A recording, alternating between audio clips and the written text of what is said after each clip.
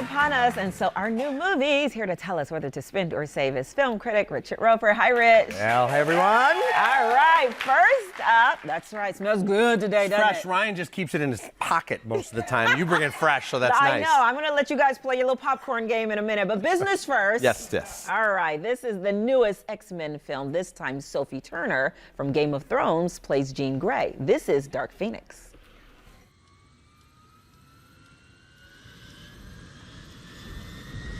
Stop that. I said stop that right now. It's not me. It's me. Jean? Jean!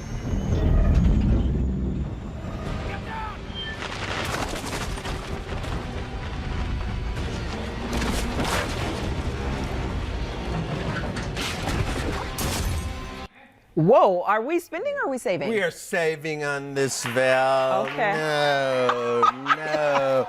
Upon further review, no. No way. I'm saving you guys money. You know, these X-Men movies, some of them are really well done, but they're so confusing. This one's set in the 90s, and some of them are set in the 60s, and some of them are in the future, and some are in the past. And where's the Advil? I can't keep up with all this stuff. And different actors playing different characters. Sure, you just need Advil? And you just, yeah, well, exactly. And in this one, we've seen this a zillion times before, and all the characters put their hands out and move things, and then they give big speeches to each other, and it never really gets us involved on the level of the Avengers movie, for example, or even like when Hugh Jackman played Wolverine, who's not in this one. We just don't have that concern that much about the characters, so everyone just keeps going like this.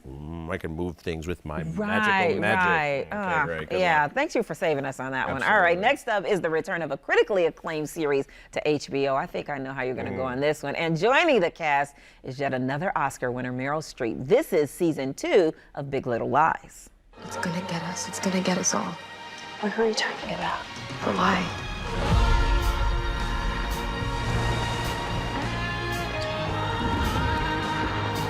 My son is dead. I want to know what happened that night. I'm very tempted to ask you, but I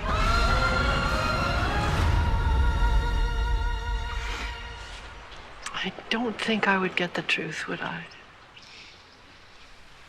Okay, are we spending or saving? Big spend. Big on spend, this. yeah. I just love that scene with Reese Witherspoon and Meryl Streep, Laura Dern, Zoe Kravitz. I mean, the cast is insanely good here.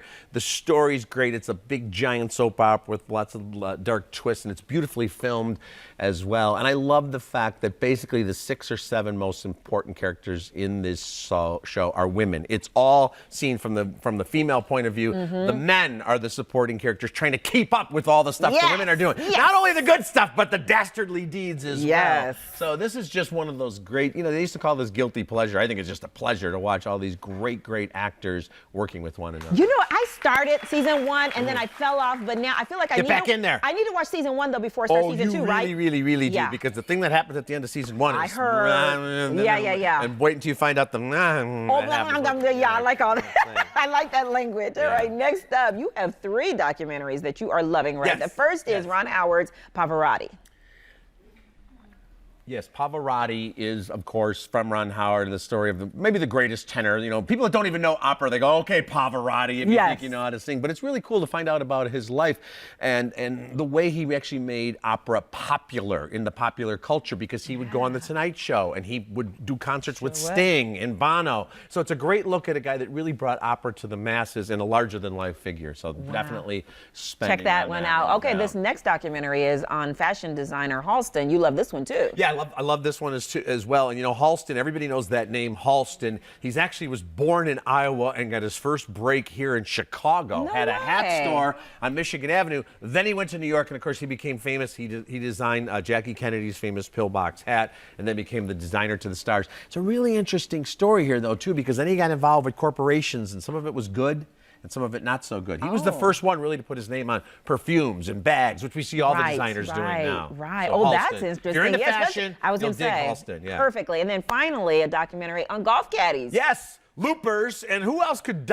narrate a documentary on caddies but the one and only Bill Murray, who's actually in the Caddy Hall of Fame, right? Yeah. And what I love about this is It really gives us the history of the caddy, which goes back centuries. And there's really some really cool stuff in here about how, for example, in the early part of the 20th century, African-American teens were given work working as caddies at courses all across the place. And now, of course, these big caddies, some of them make $1 million a year. They're the only, baseball has a pitching coach and basketball has a bench coach. In golf, your coach walks the links with you every step of the way. So it's a unique relationship. And there, of course, the one and only North Shore's Bill Murray. So 3 docs if you're interesting things, caddies and fashion and singing. Oh my, you've got them all.